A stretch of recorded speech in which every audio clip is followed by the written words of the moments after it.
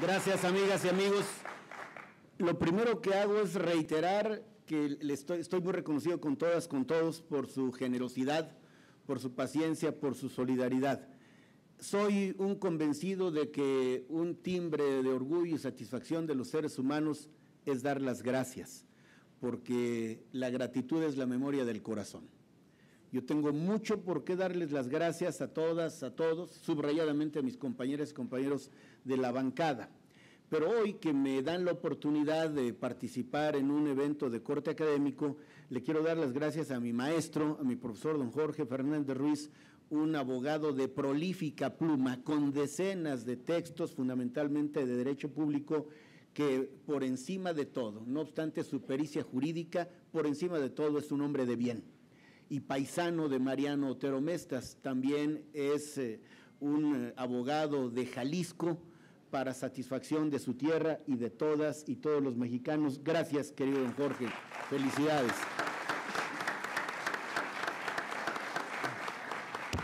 Gracias a Pedro López y a David Cienfuegos, que son mis amigos y mis compañeros de aventura en los asuntos de orden académico. México no es lo que es producto de la casualidad.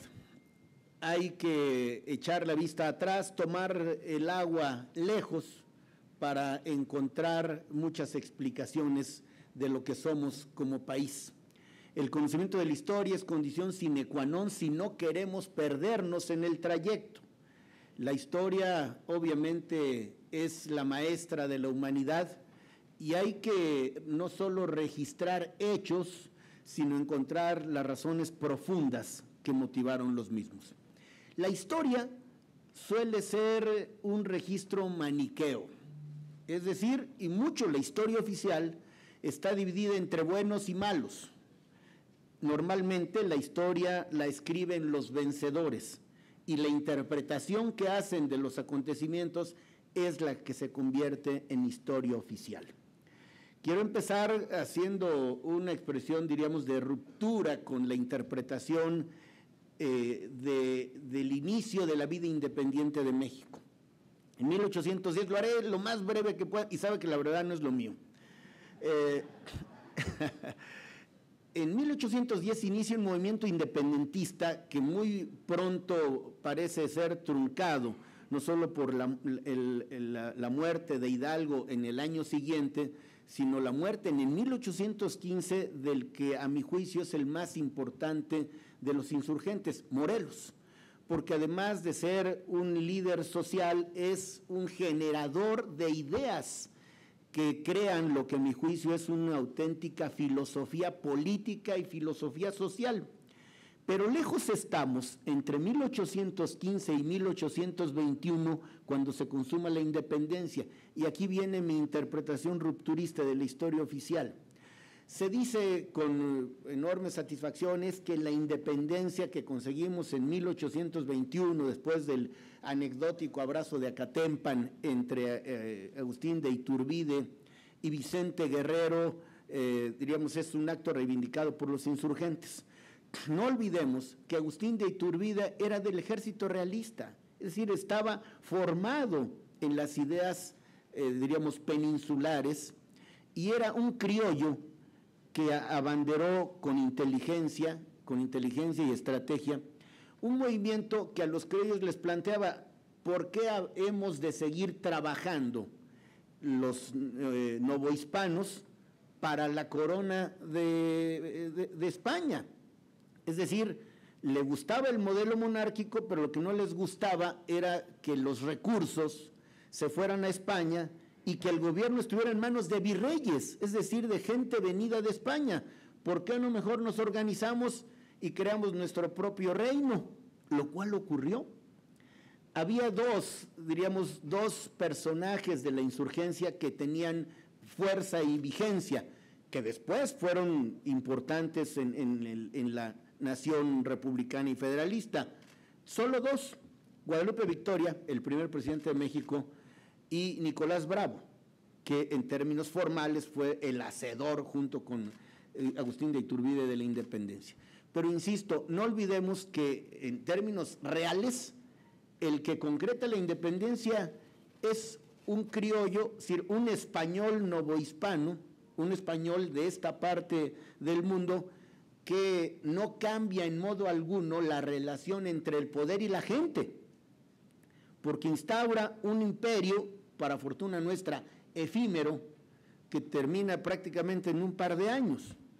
Y empieza, y ahí voy a tratar de ser muy breve, 50 años de penurias para los mexicanos, es decir, 1824-1874. La característica del siglo XIX en esos 50 años es la inestabilidad, la precariedad, una pobreza infame y diríamos, con términos de hoy, una clase política que, salvo algunos episodios, casi nunca estuvo a la altura de lo que los mexicanos de entonces exigían. 1824 marca un hito en la historia constitucional, y la Constitución no es otra cosa, lo digo un poco en términos retóricos, la Constitución es a las naciones lo que la conciencia a las personas. O sea, una Constitución es mucho más que un texto jurídico. Una Constitución contiene principios, valores, aspiraciones, proyecto de país, por supuesto traducido en normas jurídicas. La de 1824 es la primera de las grandes constituciones.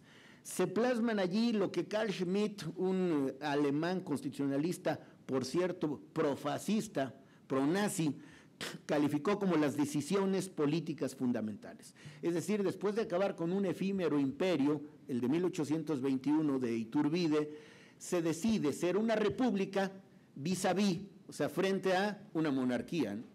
Se decide adoptar el Estado federal como expresión de organización territorial y de gobierno. Se decide que haya, que sea el nuestro un régimen democrático y popular. Pero el hecho de que haya constitución no significa que haya estabilidad. Nunca dejó de haber problemas intestinos, y ahí viene otra vez la visión maniquea. Los federalistas son los buenos y los centralistas los malos. Los liberales son los buenos y los conservadores los malos. Yo diría, para matizar, ni lo uno ni lo otro. Es decir, hay centralistas, conservadores, igualmente patriotas, y como hubo federalistas y liberales que no necesariamente actuaron correctamente. O quizás la expresión epónima, la expresión acabada de una especie de veleta política, Santana, el presidente que más veces, que no Díaz, como a veces se dice, el presidente que se religió 11 veces y que lo mismo fue centralista que federalista según orientaran los vientos. Pues bien, para insistir un poco en esto, la obra en comento registra los acontecimientos entre 1835 y 1849, tratando de poner en contexto el trabajo mismo, que es el primero de los tomos. Este es estrictamente la obra de mi autoría, y esto es lo que contiene, y aquí secundo lo que dice Pedro: discursos, planes, proclamas, decretos, leyes, manifiestos, y actas y otros documentos en torno al acta constitutiva de reformas. Esto lo que acredita, por una parte, es una enorme inteligencia y una producción prolija de documentos jurídicos y políticos, pero al mismo tiempo demuestra una terrible inestabilidad, y lo digo con alguna dosis de dolor mexicano, una terrible mezquindad entre los mexicanos de su tiempo, que estaban viendo más por la coyuntura y por intereses facciosos que por el interés superior de la nación. Y es en este orden de ideas en donde cobra importancia y estatura la figura de Mariano Otero, que es en más de un sentido el eje, la piedra angular, la columna vertebral del documento que es el objeto central del estudio jurídico que les pongo a la consideración.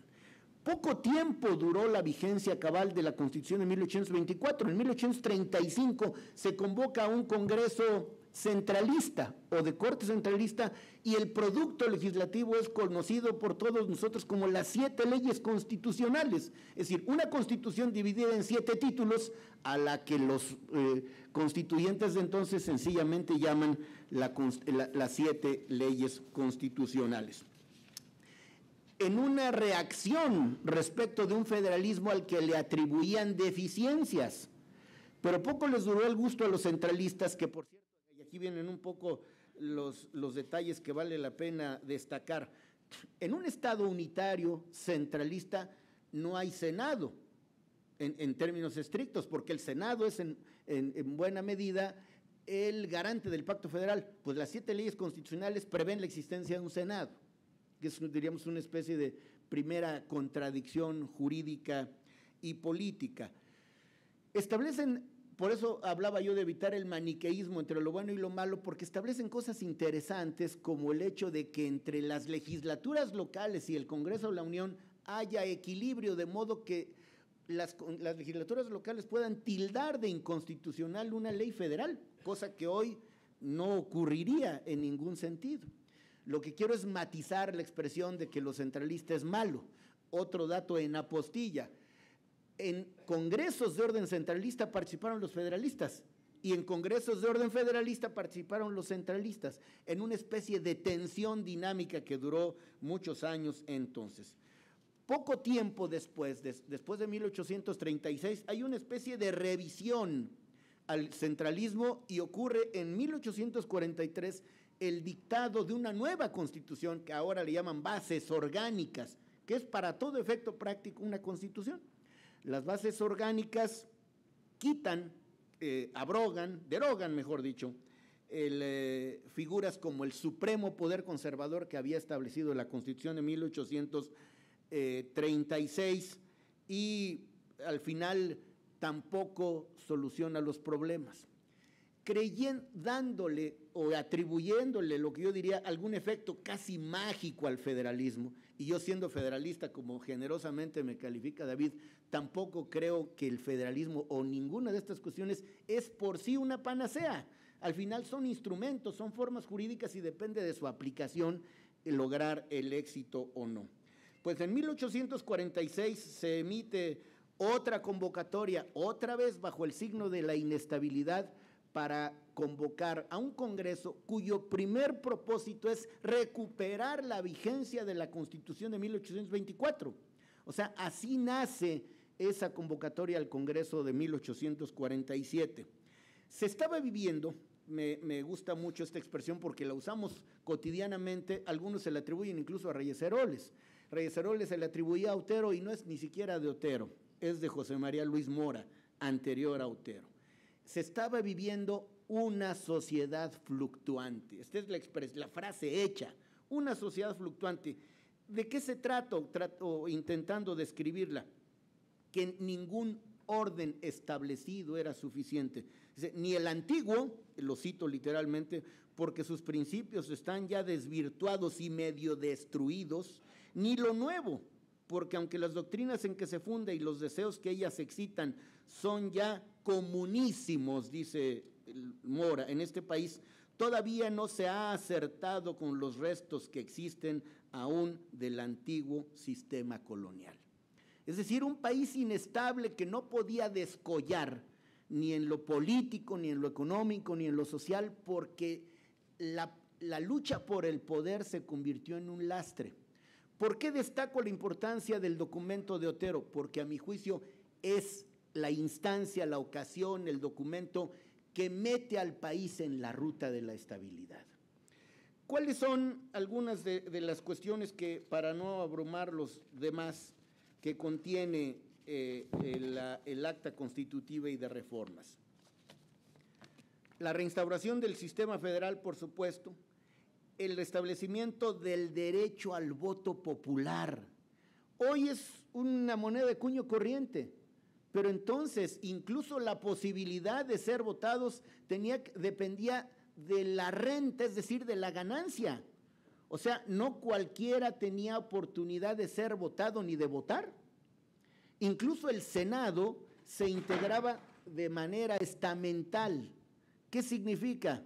que el Senado estaba integrado por gente que representaba sectores de la población de lo que hoy podríamos llamar los factores reales de poder. El alto clero, los dueños de la tierra, el ejército, etcétera.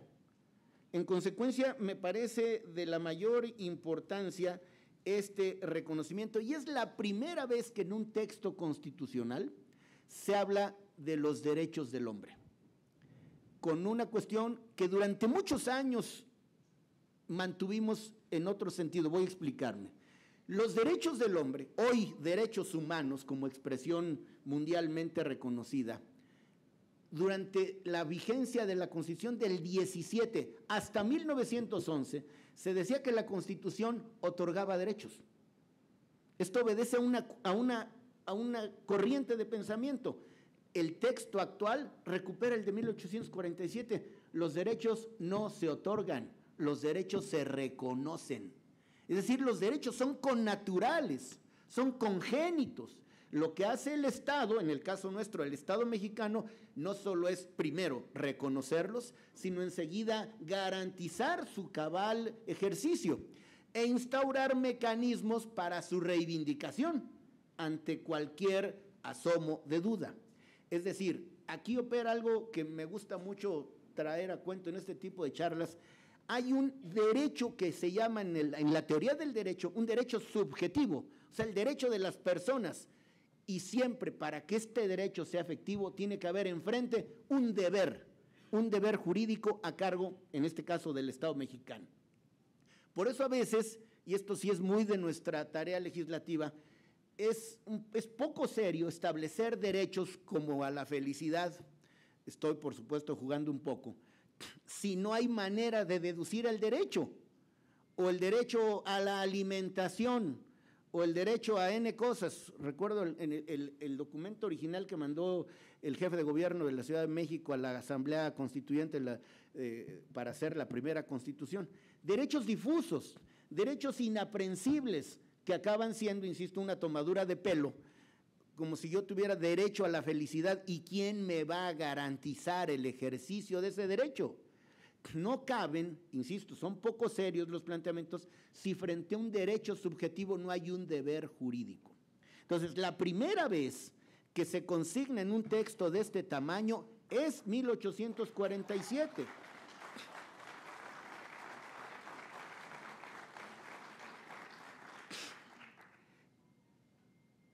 Fíjense qué importante en el ámbito electoral la supresión de las elecciones indirectas.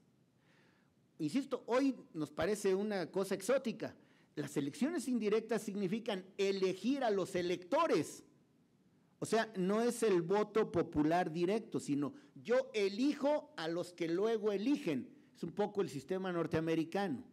México, que tiene muchas cosas de las cuales presumir, el voto directo proviene de la propuesta de Mariano Otero. ¿Qué más cosas vitales? La facultad del Congreso para declarar nulas las leyes de los estados que contravengan el Pacto Federal. Hoy se llamaría esto control constitucional o control de la constitucionalidad.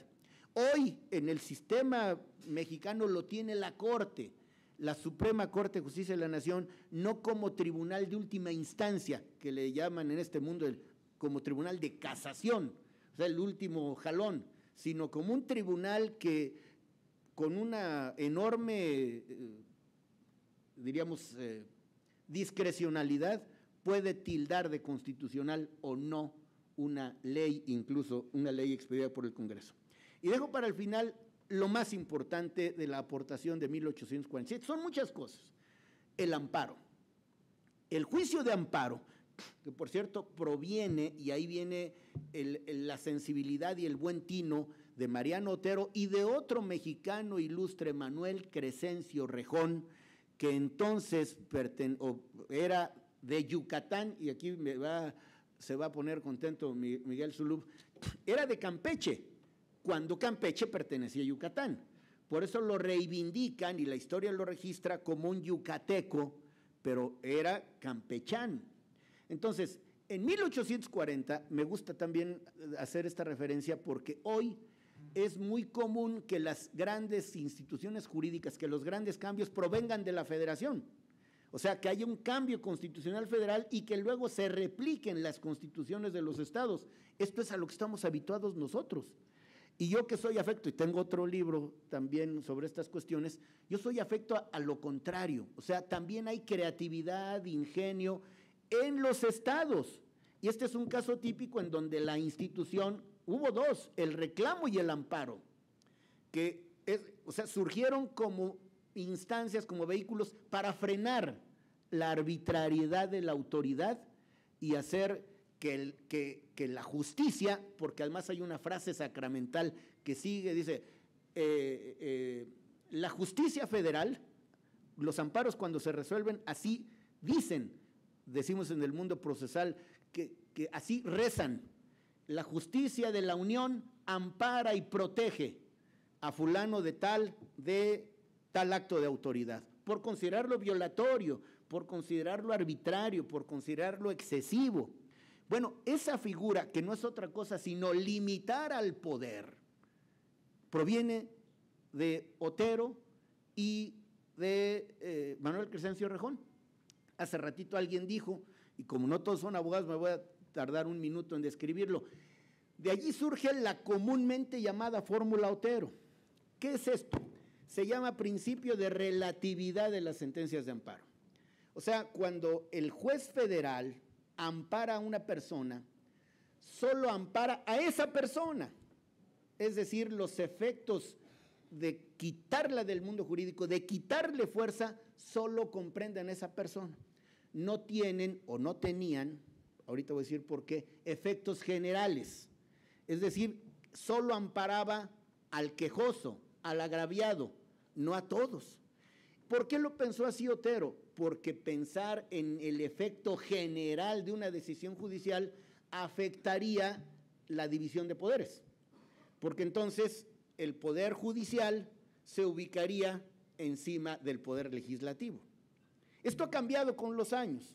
La fórmula Otero se ha reblandecido, ahora sí, se ha relativizado. ¿Qué pasa hoy, después de unas reformas que se han cultivado por años y hoy mismo se ha cambiado? Que si hay una mayoría calificada, son 7 de 11, 8 de 11, una resolución de esta naturaleza sí puede tener efectos generales. Que esto hace sentido, es lógico, hasta para los que no son abogados. O sea, si algo ya se declaró inconstitucional, ¿por qué sigue vigente? Bueno, sigue vigente porque solo amparó la justicia federal al promovente del amparo, al quejoso. A eso se le llama coloquialmente la fórmula Otero. Entonces, la fórmula Otero se ha relativizado, se ha reblandecido, pidiendo que si hay 8 de 11 ministros que, por ejemplo, declaran la inconstitucionalidad de una ley, esta ley sale del mundo jurídico. O sea, sí tiene la decisión de la Corte efectos generales. Esto también ha generado controversia, porque entonces el poder judicial se está poniendo encima del poder legislativo. Yo lo que creo es que estamos siempre en una relación de tensión dinámica entre poderes y que lo que debe imperar es un régimen que genere equilibrio para evitar que un poder que acumule prerrogativas se pueda imponer a los demás. Hay una expresión muy socorrida en este mundo, en el mundo jurídico: el poder suele corromper, el poder absoluto corrompe absolutamente. En consecuencia, de lo que se trata es de evitar que, así como alguien pudiera decir, es que un poder se está sobreponiendo al otro, tampoco sería bueno, aunque nosotros somos legisladores, que la mayoría por mayoría tenga la razón.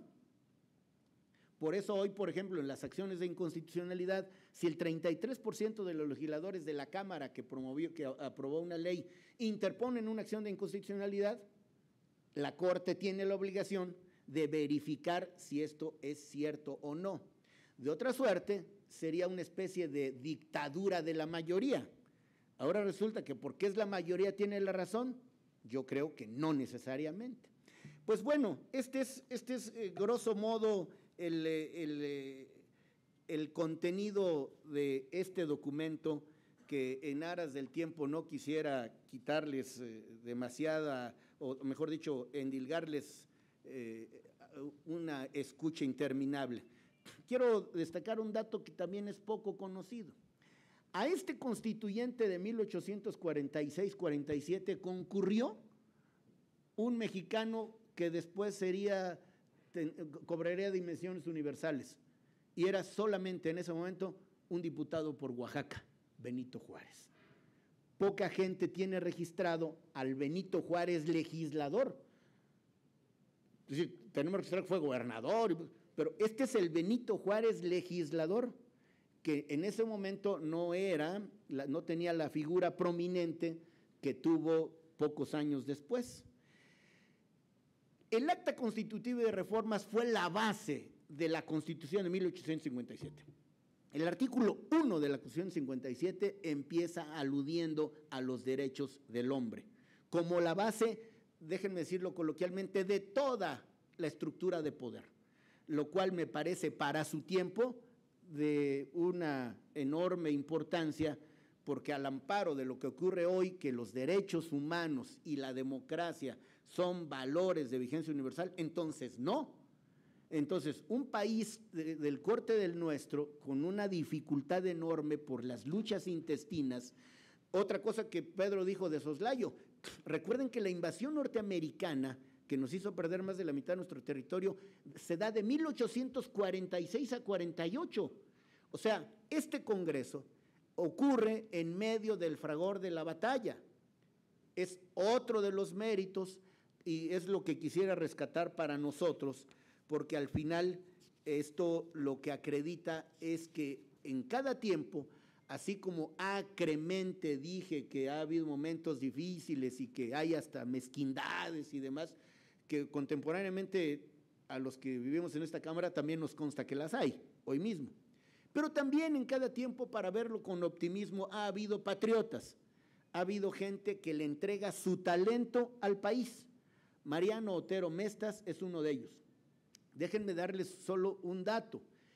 Esta es la trascendencia de una persona que lo mismo escribió sobre cuestiones penitenciarias, que se ocupó de cuestiones de asuntos internacionales y de cuestiones constitucionales, y déjenme decirles esto para que se sorprendan, se murió en el año 50 a los 33 años. O sea, fue alguien con una prolífica y breve vida que puso su talento al servicio del país de entonces y se responsabilizó. Esto es muy importante, es decir, asumió la responsabilidad, dado que era un hombre letrado, más o menos lo que decía es, o sea, el grueso de la población es gente sin preparación, cuya situación vital no ha cambiado, no obstante que había habido independencia. O sea, el grueso de la población de México vivía igual que en la colonia. Insisto, puede ser muy duro, pero es así. Y él asumió la responsabilidad de poner al servicio de las instituciones y de los mexicanos ese talento para construir acuerdos. Acuerdos, y ahí les viene, es otra cosa que yo también digo a cada rato, y es de Otero, acuerdos en lo fundamental. Es una expresión que Reyes Heroles, un estudioso de Otero, por cierto, Reyes Heroles fue el primer compilador de trabajos de Otero. No exagero, yo soy como el tercero, porque aquí están las cosas de él. Y Reyes Heroles, siendo presidente del PRI, en más de una ocasión, habló de la sociedad fluctuante, sin citar la fuente, y habló de los acuerdos en lo fundamental. Esto de los acuerdos fundamentales, insisto, es diríamos hoy, una frase hecha, una frase hecha de Otero. Y yo creo que hoy eso es exactamente lo que México está esperando de su clase política, acuerdos en lo fundamental. Y termino con una numeralia, porque a ustedes y a mí nos importa reivindicarlo y enorgullecernos de lo que ha ocurrido en los últimos años. Va de números. En 100 años, otro dato, parece que el 7 es un número que algo le dice a la vida constitucional. 1847, 1857, 1867, el final del fallido imperio de Maximiliano, 1917 la Constitución y 2017 que es nuestro año. Entonces, con esto voy a terminar.